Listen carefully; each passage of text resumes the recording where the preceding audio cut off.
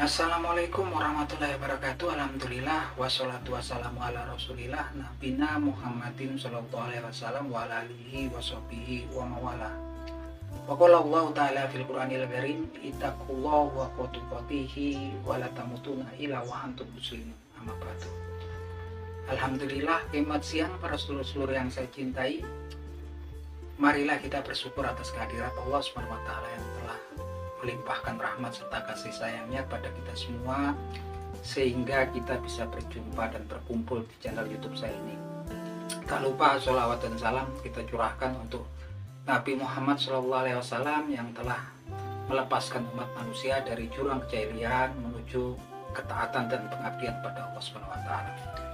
Ya Rasulullah, jadi Allah Subhanahu wa taala berfirman di Al-Qur'anul Karim, tepatnya di surat Toha ayat 44 yang artinya sebagai berikut, yang bunyinya sebagai berikut.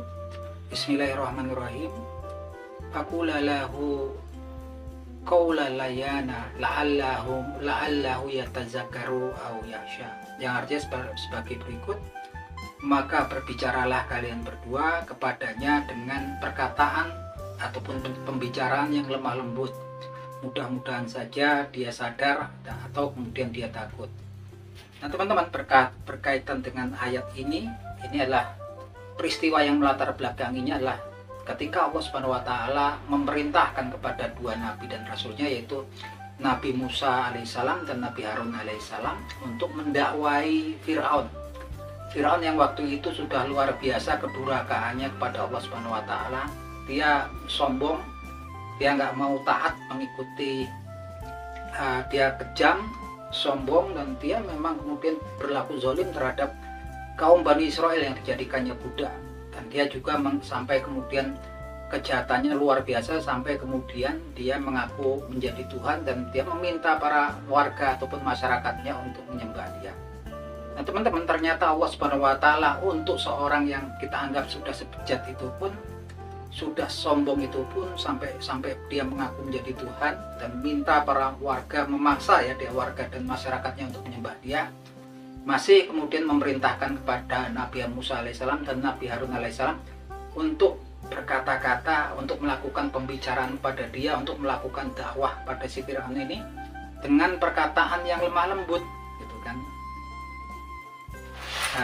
Dan diharapkan dengan perkataan yang lemah lembut, si Fir'aun ini kemudian akan sadar ataupun kemudian takut gitu kan. Tapi ternyata ya memang Fir'aun nggak mau nurut ya. Tapi kita ambil benang merahnya di sini, kita ambil daripada hikmahnya di sini. Bahkan untuk seorang yang memang sebejat sekelas Fir'aun yang zalim seperti itu, karena dia ini kejahatannya luar biasa, bahkan dia mengaku sebagai Tuhan dan minta semua warga dan masyarakatnya untuk menyembah dia.